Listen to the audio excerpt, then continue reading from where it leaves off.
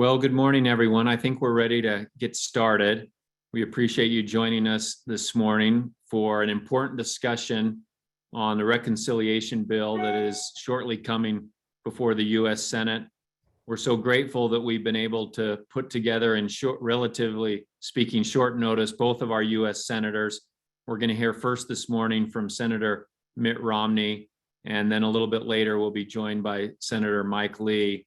Before we get started, I want to give a quick shout out. Ginger and I are here this morning with the Utah Association of Chambers, and want to give a quick shout out to all of our fellow chamber executives from across the state of Utah. They were also very helpful in sharing this information and inviting their chamber members to watch and to participate in our webinar this morning. And we're especially grateful to have Senator Mitt Romney spend some time with us out of a very busy schedule. Senator, thank you for joining us. We thought the Build Back Better was done, and now it's raised its head again, and we'd love to hear from you about how this all came to be, and more importantly, why we ought to be concerned about it, and maybe if you'd be so bold as to tell us, give us a preview of what you're thinking about and how you might vote, but we'll turn the time over to you. Thanks, Senator. Great. Thanks, Derek. Good to be with you and your colleagues at the Chamber. Appreciate the chance to bring you up to date on what used to be called Build Back Better. That was about a $5.5 or $6 trillion bill. This is much, much smaller, but it's been renamed also. It's now called the Inflation Reduction Act, which is a misnomer if I've ever heard one.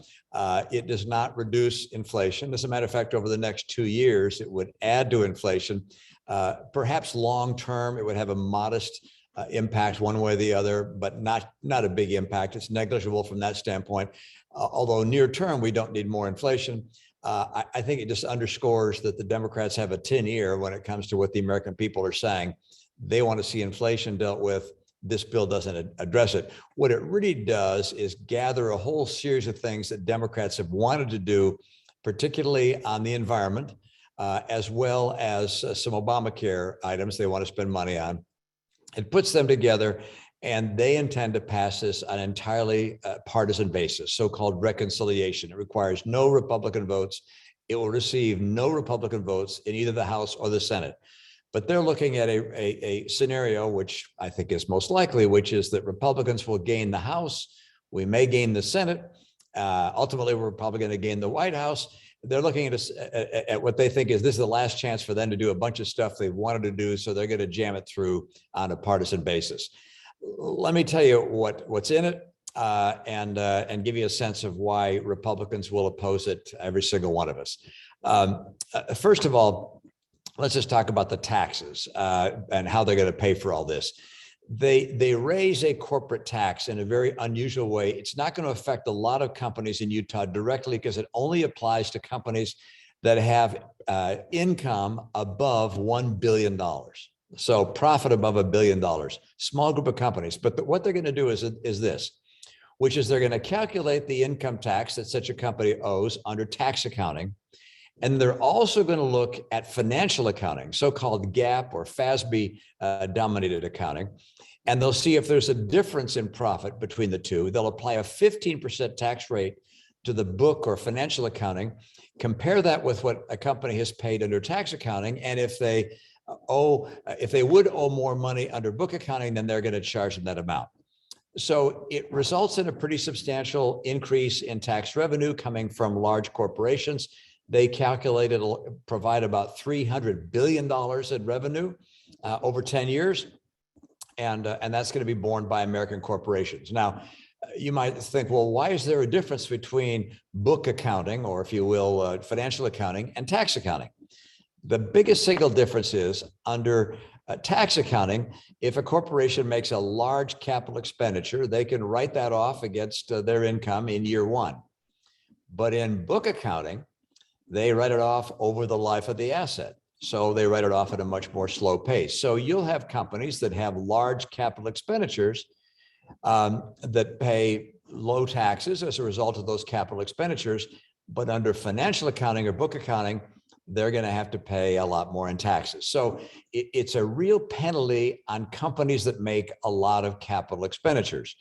That means manufacturing, means oil and gas, perhaps coal. So this is a very unattractive additional tax on those kind of corporations. Now, it's going to affect smaller companies as well. Why is that? Because those bigger corporations are going to have to pay more taxes. They're probably going to be less interested in making capital expenditures. And a lot of small companies are providing the capital expenditures that these companies were previously making. It is not a positive step for America at large or for Utah, as we provide a lot of capital equipment to the companies that purchase these items. So that's number one, $300 billion. The next one is perhaps uglier from the standpoint of the politics. And that is they're going to hire 87,000 new IRS auditors, 87,000 new. Now, to put that in context, the IRS today has 78,000 employees. So they're going to more than double the number of people at the IRS, with the intent being a lot more audits. They're going to go out there and go after small businesses, big businesses, individuals, middle income, high income, you name it. They're going after everybody with the intent of raising a lot more money by doing a lot more audits. And they expect they're going to get over $200 billion in new government revenue by hiring all these tax accountants. That's perhaps the most frightening thing, I think, from a political standpoint. I don't see how they're going to sell that to the American people, but they're going to try. The next item is also, in my opinion, very negative, but hard to explain. And that is they're going to allow the Secretary of Health and Human Services to basically set prices on drugs. Initially, they're going to start with 10 pharmaceuticals. They're going to go up to 15 a couple of years later, then up to 20. And they're saying, look, people are paying a lot lower for drugs in other countries. Why don't we have our regulators here be able to set the prices as well? Now, I think the American public might say, great idea. They're going to set prices. A couple of points. First, it's the price that the government pays for the drugs, not the price that the consumers pay. So yeah, it's going to lower the government's cost, but it's not going to lower the cost paid by the consumer when they go to the drugstore to get the pharmaceuticals they want. Number two, think about what this means to a pharmaceutical company or a potential investor in a pharmaceutical company. Let's say that you're looking at a new cancer drug, and you know that it's going to cost, let's say, $1 billion to go through the clinical trials necessary to get approvals. There are multiple billions involved in the research to develop the product, but you don't know what the price is going to be. You don't know what you can sell it for. You don't know if the Secretary of Health and Human Services is going to choose your drug as the one he or she sets the price for, and what that price might be. So how do you make an investment if you don't know what the price is going to be? I mean, it's one thing to do that when the prices are set on a competitive basis with alternative products out there and various companies selling a similar product. But if you have government that unilaterally is going to set the price on your product, and you don't know what it's going to be, I don't know how you make an investment. What that says is that pharmaceutical companies are going to be very reluctant to make investments on big blockbuster drugs that might cure things like Alzheimer's or cancer and so forth. It is I think, at least in my opinion, a very bad idea to have the government setting prices on pharmaceuticals. So that's the third pay for they have. The fourth pay for is they're making a change to carried interest. Normally, I wouldn't spend a lot of time on this. It's not a lot of money from the government standpoint. It's about $14 billion they think they're going to get by making it harder to get a capital gains tax applied to carried interest as opposed to ordinary income tax rate. And the reason it may make a difference to folks in Utah, one, we get a number of venture capital and private equity firms. It's going to be less attractive for them, for the people running those businesses.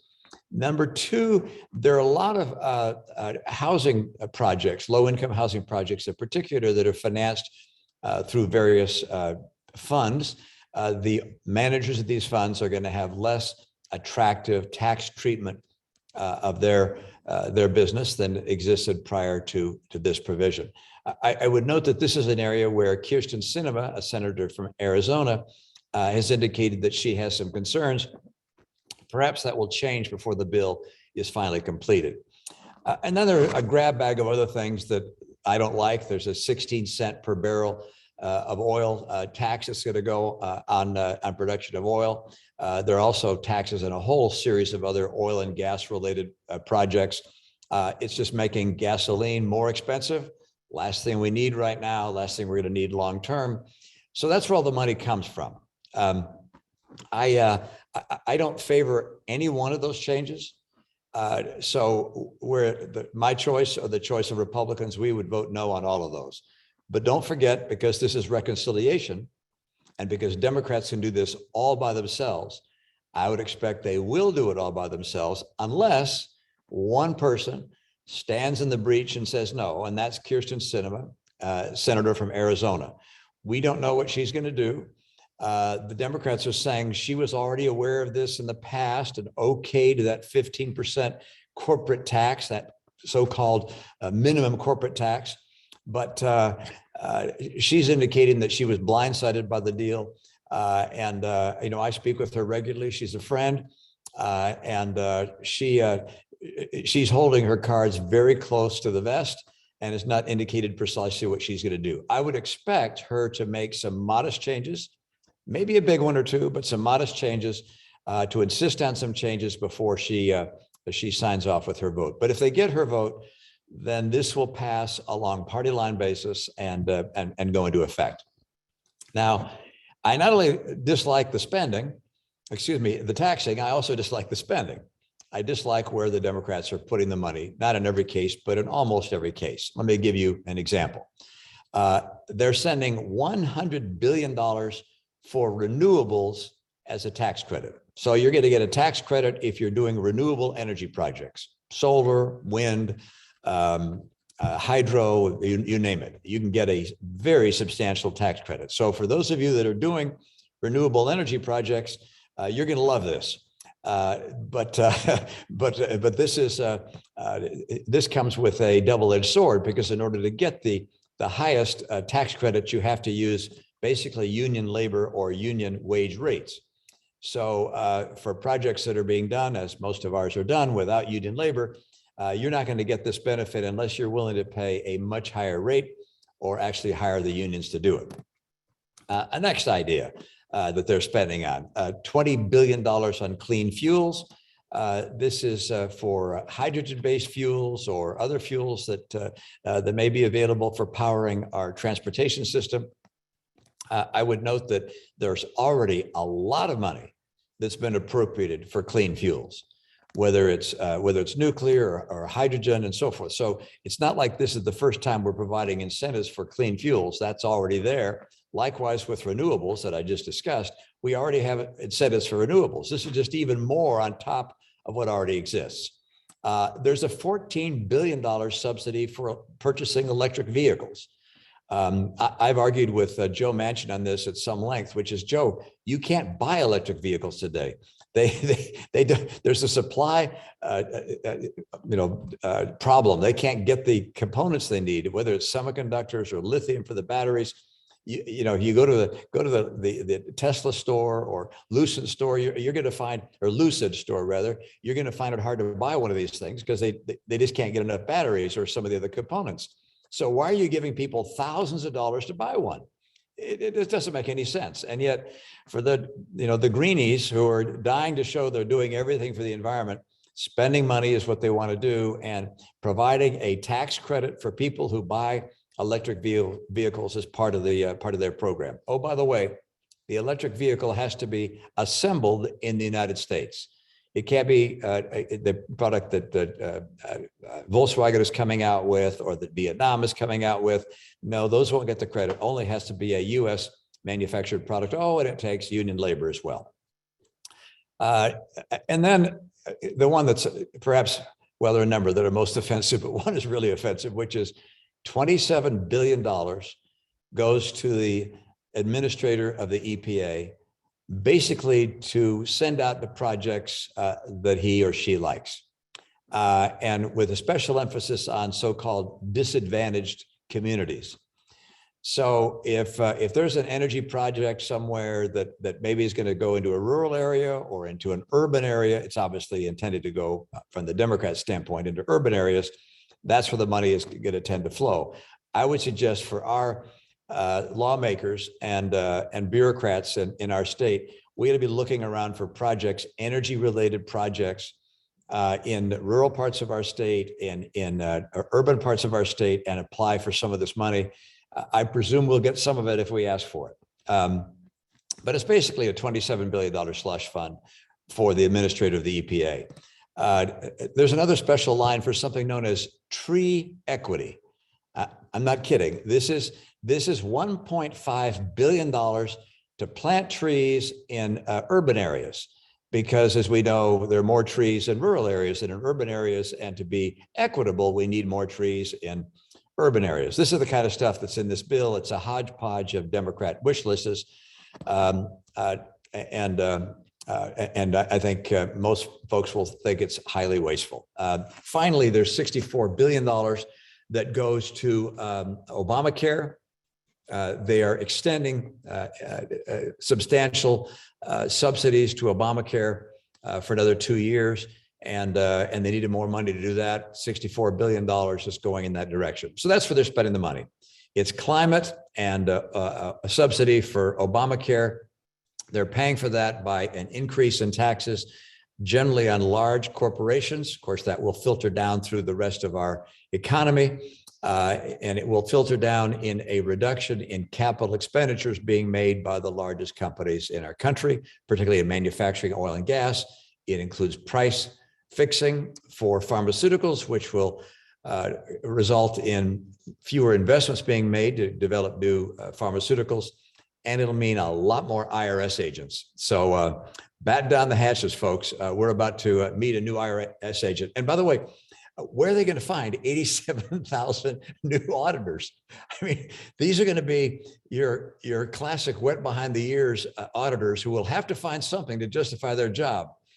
Just hope they don't come knocking on your door. So with that, Derek, I'll take a breath. I apologize for putting out that much information without doing so, without taking a breath, that is. But let's turn to any questions you all may have. Thank you, Senator. That was a tremendous overview, lots of important information. And I'll appreciate also you giving the context behind lots of it. You know, often we see the summaries in the news, but we don't really understand the context, or we're not given the context of what discussions that may be happening behind closed doors. So thank you for that as well. I'd like to turn now to Ginger Chin, who's our Vice President of Public Policy at the Chamber, who has a few questions for you if you're willing. You bet. Thanks, Ginger. Yeah, thanks, Senator Romney. I appreciate you breaking down the bill, as Derek mentioned. You talked a little bit about these renewable energy policies that are coming out in the bill, with $369 billion in energy and climate for domestic and clean energy, and just, for the gradual transition to more sustainable energy in our economy, which sounds like a pretty good thing. What do you think of this various energy policy provisions? You touched on it briefly, but let's do a little bit of a deeper dive. Well, I have a bit of a contrarian view with regards to the administration's energy policies. Look, I think we all want to see more renewable sources of energy. We want to see more electric vehicles, but it's a hodgepodge of policies the Democrats have come up with that really are not based upon a carefully constructed schedule of what happens when. So, for instance, you're seeing, efforts to close down investments in oil and gas. You're seeing coal being discriminated against, coal plants being shut. Before you start shutting down facilities, we need to make sure that we have replacements in place. But that isn't something that's been laid out and planned. You see nuclear power plants around the world being closed down. It's like, guys, that doesn't make sense if you're relying on solar and wind that need a reliable source of power for when the wind or the sun isn't shining. So there is not the kind of carefully constructed, here's how we're going to make it happen step by step that you'd expect. And what that will result in, of course, shortages or dramatic price hikes big variations between different parts of our country. They don't have a comprehensive, thought through energy policy on our renewables.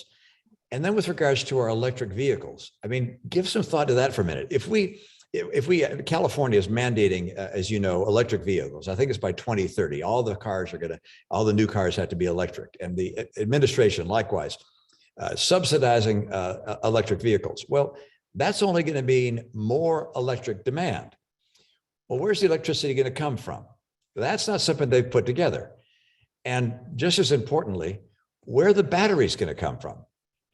I hope the administration begins to recognize that virtually all of the key ingredients that go into these batteries for the cars are dominated by China. They own 100% or nearly 100% of either the mining or the processing of lithium, of cobalt, of the rare earths that go into these batteries. So China dominates. So right now we're in a setting where our transportation system is driven by oil and gas. And which by the way, America is the largest producer of oil and gas in the world, not Saudi Arabia, United States of America. So what we're going to do is we're going to say, hey, let's not invest in oil and gas, which we dominate. Let's now drive the market to go electric, which is dominated by China. This makes, in my opinion, absolutely no sense at all. So look, do I want electric cars? Yes. Do I want renewables? Yes. But let's go through step by step. And before we subsidize massively electric cars, let's see if we can't develop some of our own lithium sources, either here in the US or in other free countries. To do that, we're going to have to look at the NEPA review process to make sure we don't take 10 to 20 years to develop a new mine that is going to provide lithium.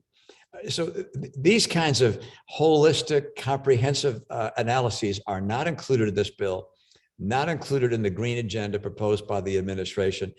I think it is setting us up not just for high prices and shortages, but setting us up to be held hostage by the Chinese.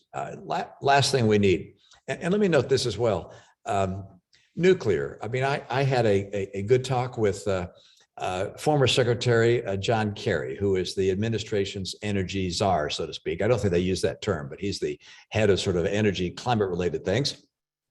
And he agrees with me that we need more nuclear power.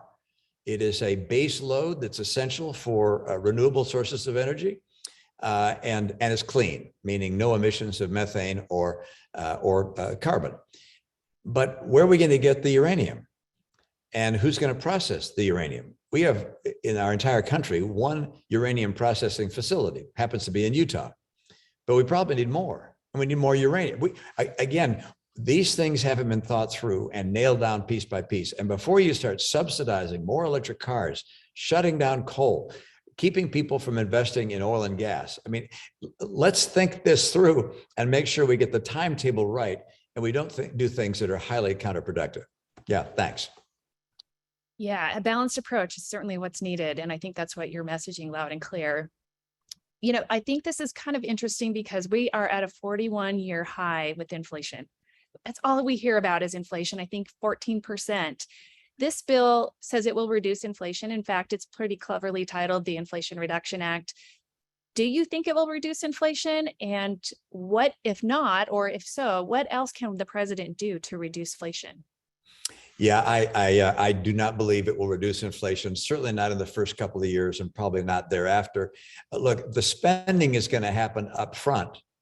The revenues they're counting on from the 15% so-called minimum tax on corporations, those revenues come in over 10 years.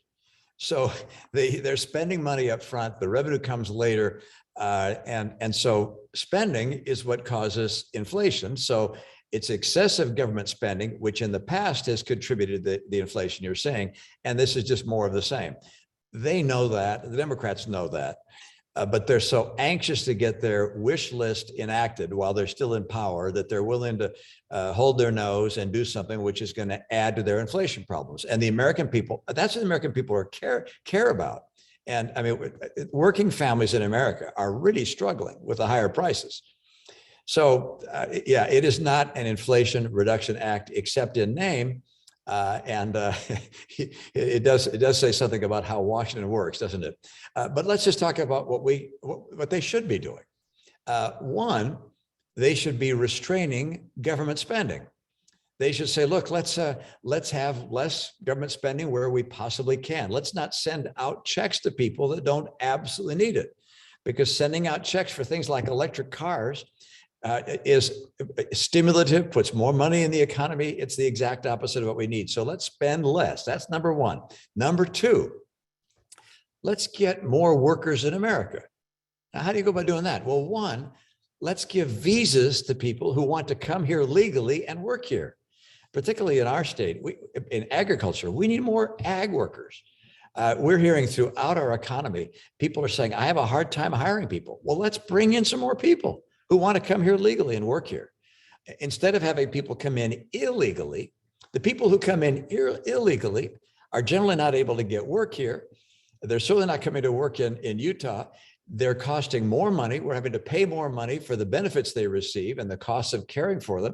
So again, it's more spending without more revenue. So let's have more legal immigration. That'd be the second idea. Number three, we're the largest oil and gas producer in the world. And by the way, we have a lot of coal too.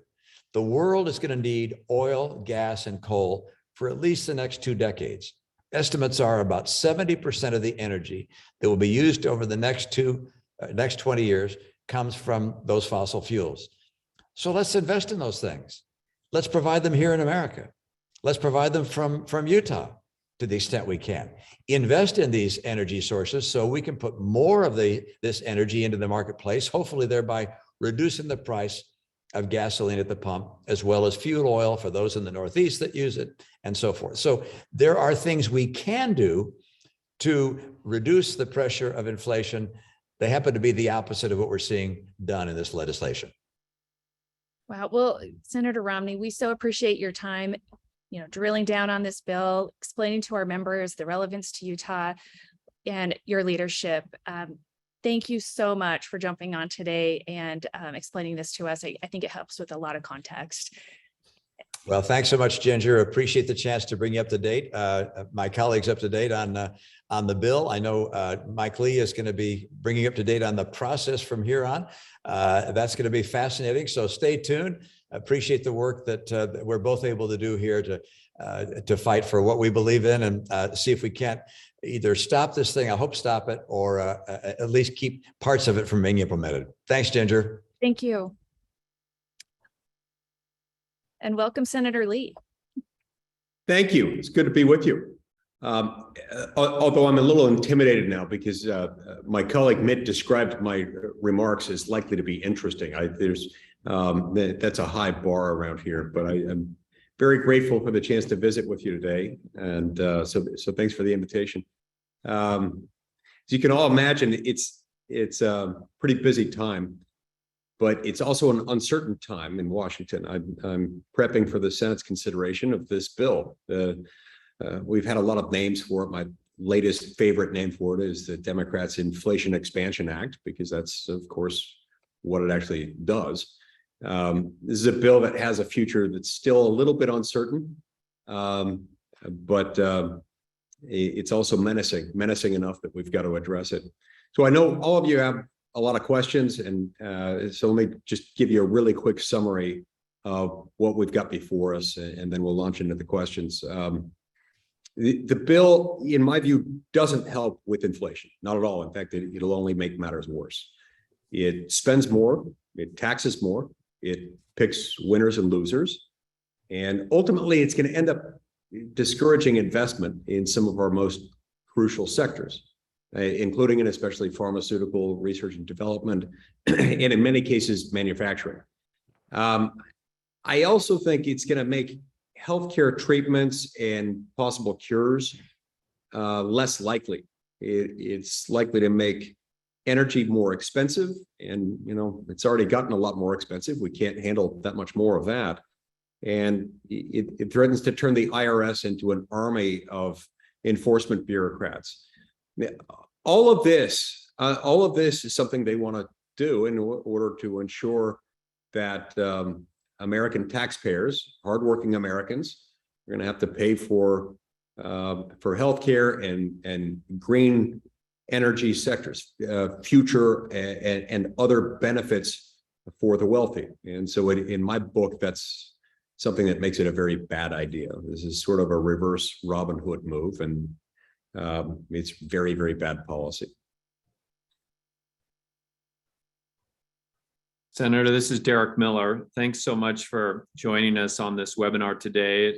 As you know, we put this together in short notice, but as you also know, things sometimes move slowly in Congress, and then sometimes they move quickly all at once. And this is an issue that is important and seems to be moving quickly. So we appreciate you and your staff on short notice being able to join us. And we know you've also got I think a judiciary markup going on at the same time. So thanks for multitasking with us as well. I think it'd be interesting for our participants today to hear your take on the process. You're a big process guy. You've often talked about how important the following the process is, and expressed sometimes frustration at the Senate not following a good process. I'm curious specifically about, it seemed like Build Back Better was dead. Senator Manchin seemed firmly opposed to it.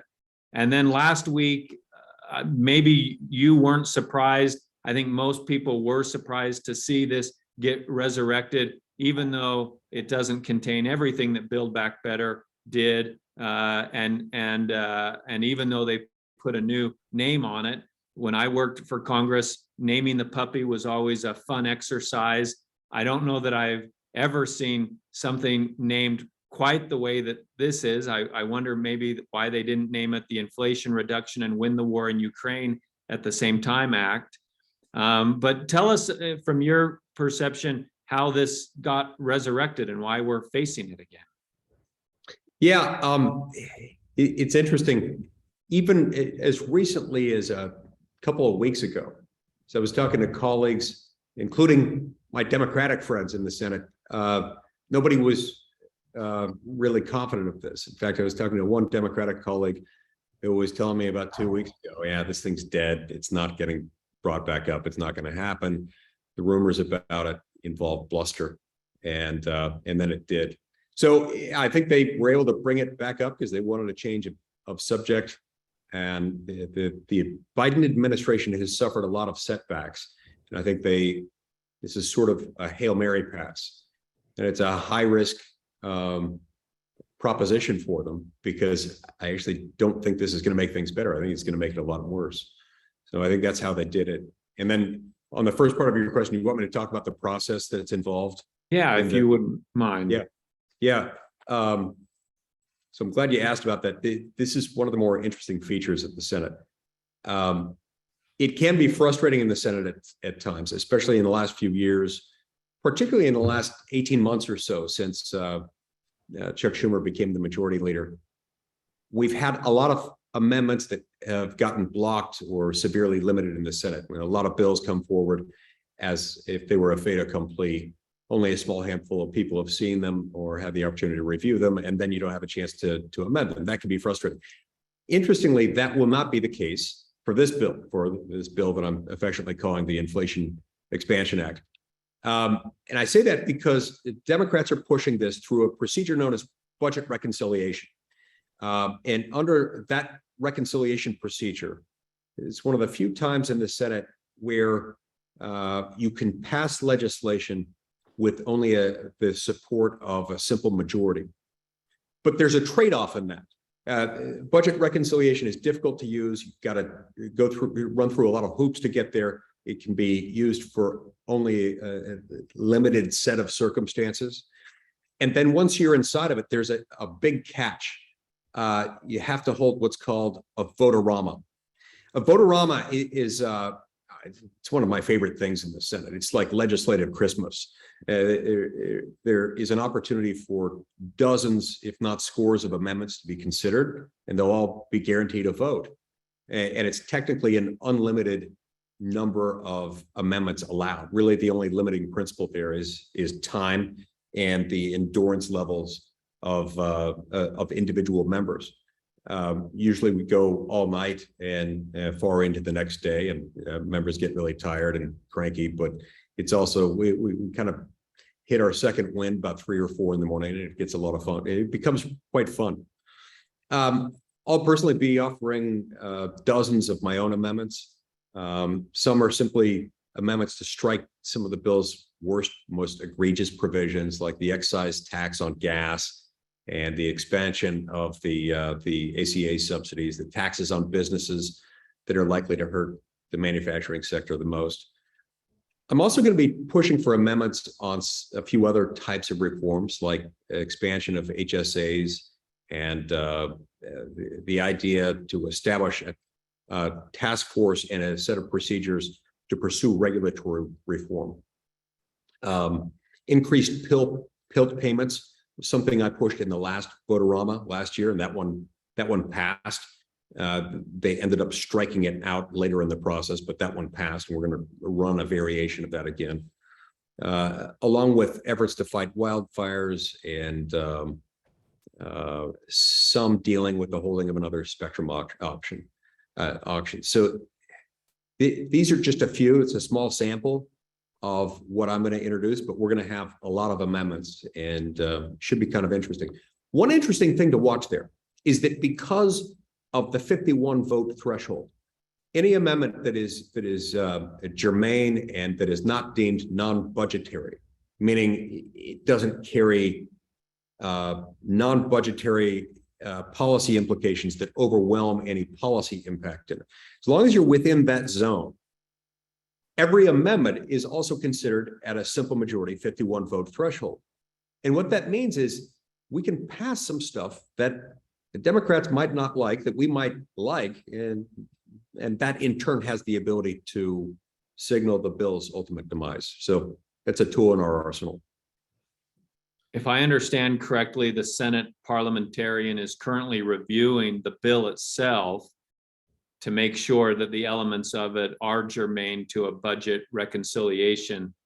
Tell us about that process. Can you give us the layman's version of what's happening there? Sure. So it's kind of an interesting process. We have a parliamentarian. She's got a small staff. She's got either 2 or 3, depending on the year, deputy parliamentarians who work with her. The Senate parliamentary rules are unique, and they're very, very complicated. And so it's helpful for us to have this full-time professional parliamentarian who reviews everything. And there's a process through which she vets it. We sometimes refer to it as the Byrd bath. It's a reference to the late Robert Byrd, the longtime Senate Majority Leader, and the Democratic senator from West Virginia, after whom this Byrd rule is named. That's the part about non-budgetary implications that I just described. She'll go through all those things, and as we describe it, it's as though she, the members of the Senate who have different views on this will sort of litigate these issues before her. It's as though she's holding court, not on the Senate floor, but in her office. And they'll submit arguments. She'll review those arguments and then tell us how she would be inclined to rule on the germaneness or Byrd compliantness of a particular provision of the bill or a particular amendment. It takes a fair amount of time, and it's one of the things contributing to the uncertainty about how long it'll take us to get there. Another interesting feature of the parliamentarian's action is that she's not actually in charge. Although her rulings, her determinations end up having a more or less a presumptively binding effect. In theory, she doesn't have the power to do anything. She's a member of the Senate staff. She merely offers advice to the presiding officer. The presiding officer, as a matter of default, is the vice president. In the vice president's absence, it's the president pro tem or that senator's designee, usually in any hour of the day. It's more likely to be a relatively junior member of the majority party. But whoever's sitting in the presiding officer chair actually makes the ruling on things like that. And the presiding officer actually has discretion to decide how to rule. And if the presiding officer issues a ruling, whether consistent with or contrary to the advice of the parliamentarian, it's the job of the Senate to overrule. They can appeal the ruling of the chair and immediately cast a non-debatable vote up or down on whether to sustain and support the parliamentarian's advice and or the presiding officer's ruling. But almost universally, we do defer to the parliamentarian's ruling, and that's why her opinions are given such significant deference.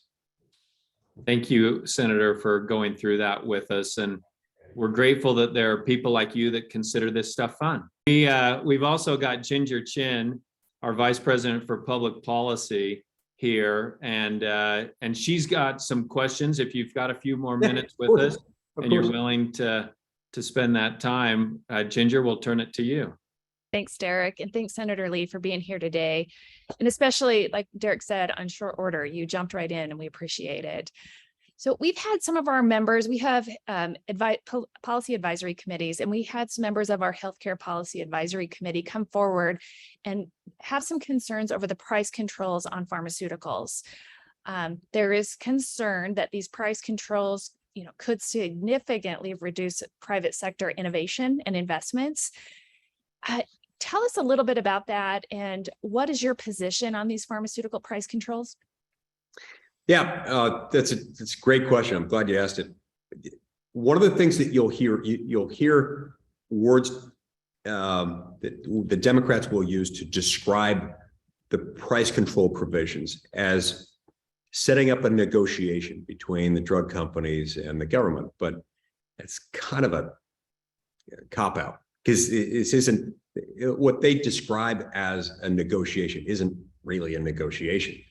The underlying principle, the operative provision here is, when you use the term negotiation, you presuppose that each party has the ability and potentially the willingness, if things don't go well, to walk away. But under this bill and the scheme that they've built into this bill, these drug manufacturers wouldn't have that ability.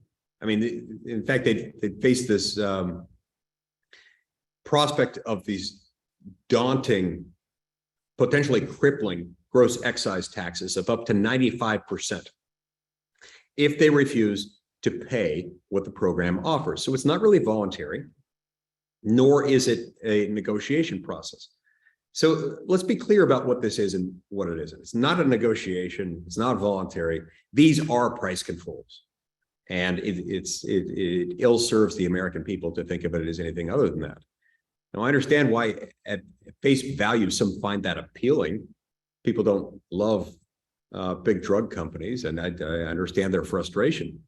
But we have to remember what price controls do in the pharmaceutical space. It is a fairly well-worn endeavor. We've seen price controls in other industries in this country. We've seen price controls operate in other countries around the world that have been drawn toward it. We know that they tend to lead to shortages. And in the case of pharmaceutical companies, they inevitably result in less investment and consequently less research and development. And as a result, you'll see the development of far fewer treatments and cures. Now, the most recent CBO estimate gives some explanation on this stuff.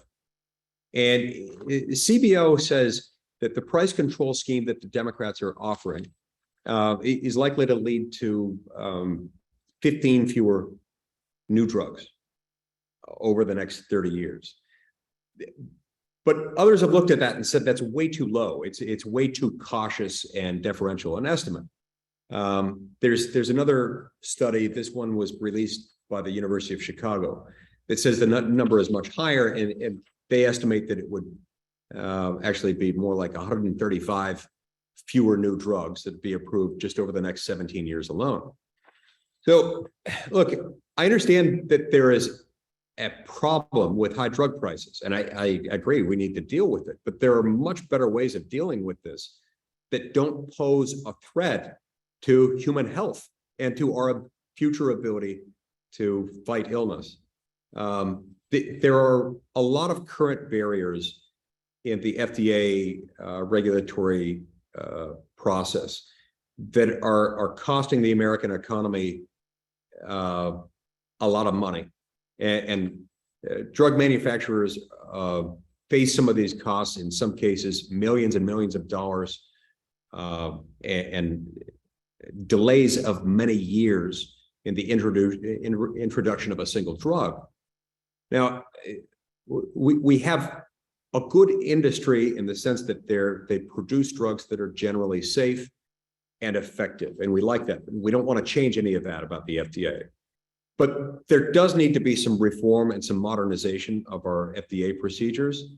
And if we made that a priority for Congress, I think we could do this in several ways. First of all, in some instances, I think we could give states a little bit more discretion over the drug approval process at the margins, to in some cases get around or at least expedite the FDA's consideration.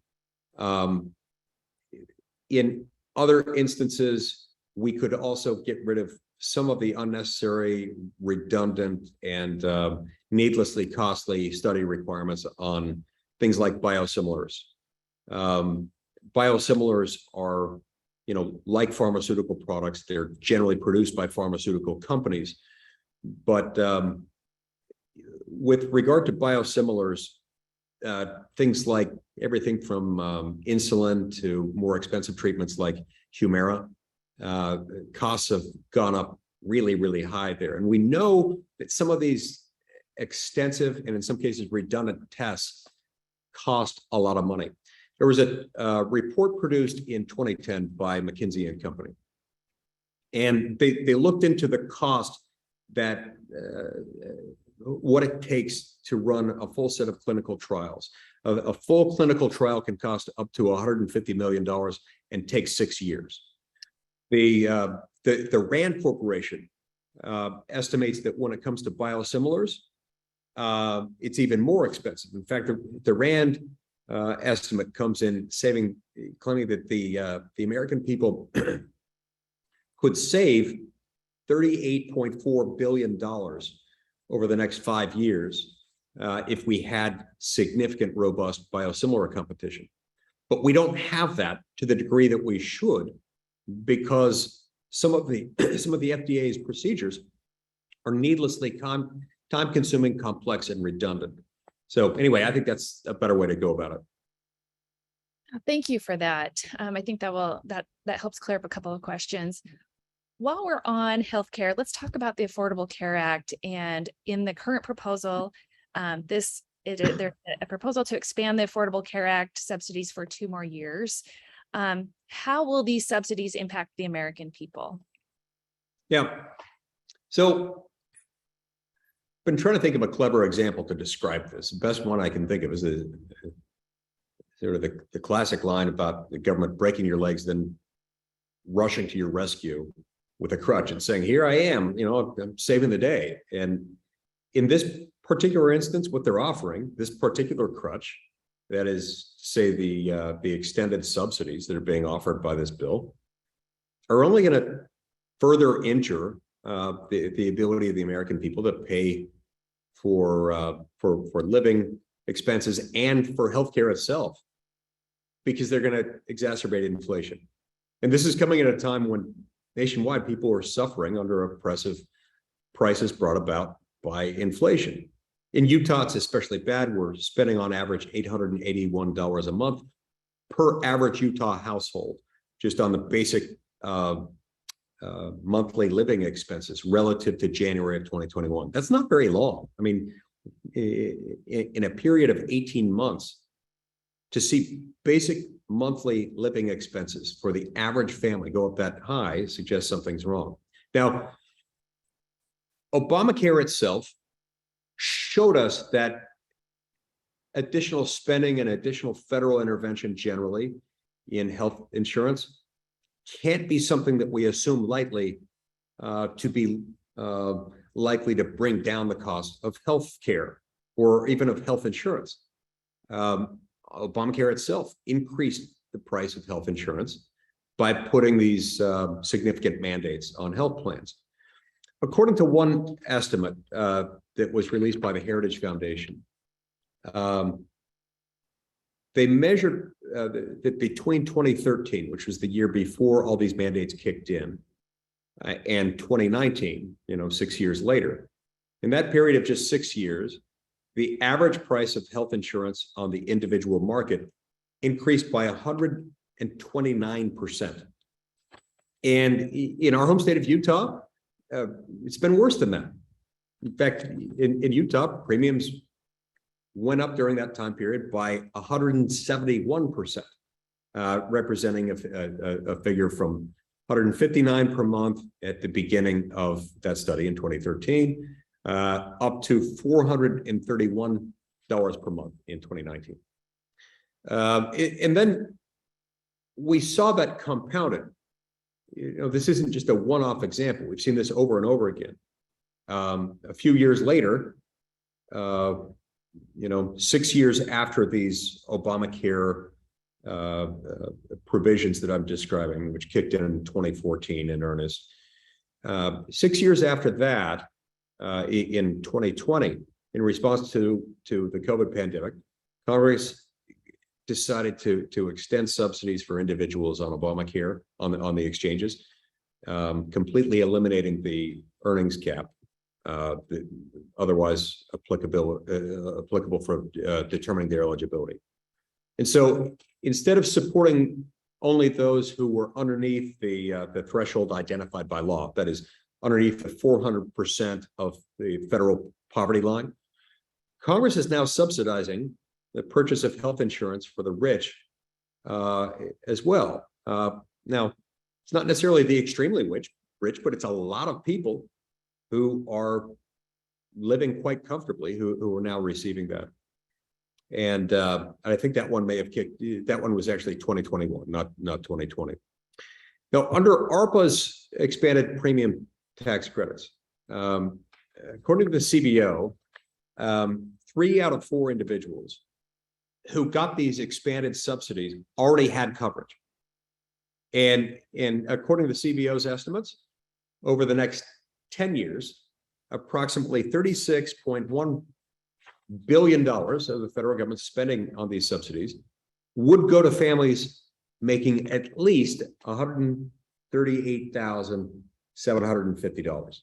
Again, these aren't people necessarily living super high on the hog, but I don't know anyone who would say somebody making almost $140,000 a year is poor. And so these increases in spending have had the natural effect of putting upward pressure on inflation. And if we put these in place, they're going to further drive the overall cost of healthcare and probably with it, everything else. And the sad thing about this is, well, it hurts all Americans, rich and poor alike. The pain is going to be felt disproportionately among the poor and middle income families, because that's just the way things work. So we have about maybe time for one more question. And so I'm going to switch gears on us just a little bit and talk about taxes. So prior to you jumping on, Senator Romney talked about the corporate book minimum tax and how it could curtail capital investments in plants, machinery, spectrum, and maybe even utility repairs. Do you see it the same way? And how could this help and or hurt businesses? Well, look, anytime somebody tells you that any tax increase is going to be limited to just a few people or a few corporations, you should be skeptical, because these things have a way of coming out in the wash. They have a way of affecting all Americans. And so I think the Democrats have probably been banking on the fact that the things like the corporate book minimum tax, your average citizen doesn't necessarily stay up late at night worrying about the new corporate book minimum tax, in part because the name itself is confusing, and because the second they hear the word corporate, they say, okay, well, that's for somebody else. That's only paid for by big wealthy corporations big fat cats. But, it ends up getting passed downstream. Hardworking Americans end up paying for that stuff in the form of higher prices on everything they buy. And also through diminished wages, unemployment, and underemployment. So there's no such thing as a free lunch, and there's no such thing as a free tax hike, even though the Democrats want us to believe that. Now, as to the corporate book minimum tax, and I don't know whether you want me to talk more about that or about the other taxes.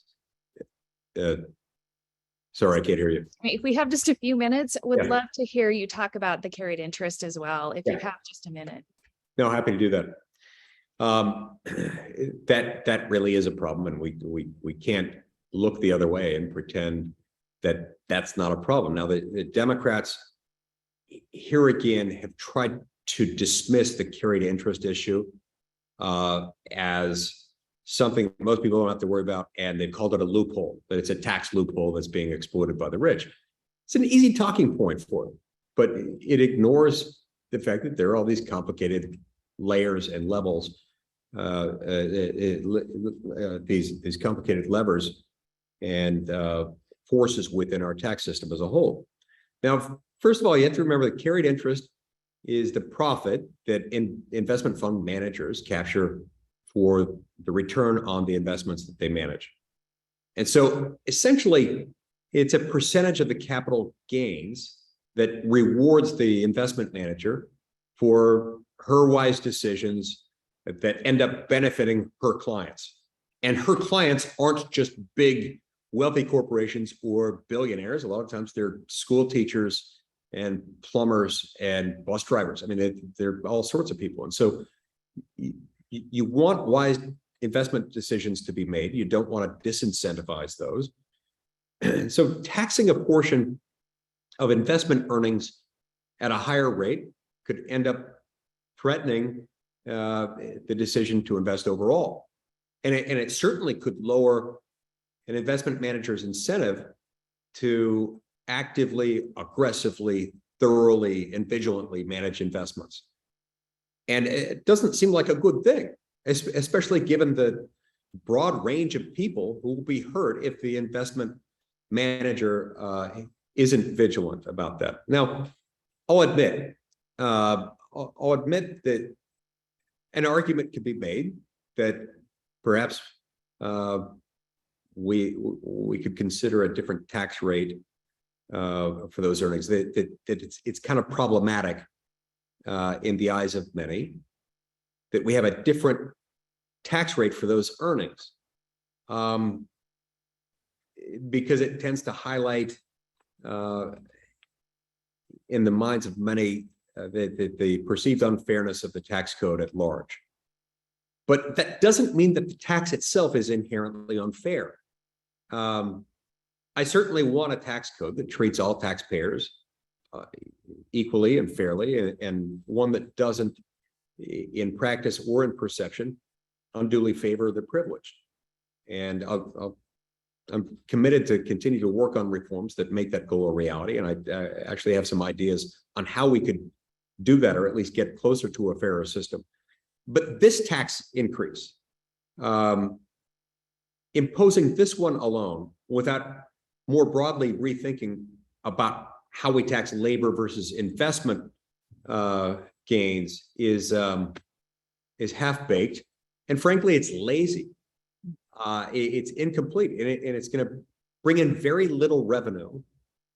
But I think it has the potential to inflict great harm. I think it's a bad idea.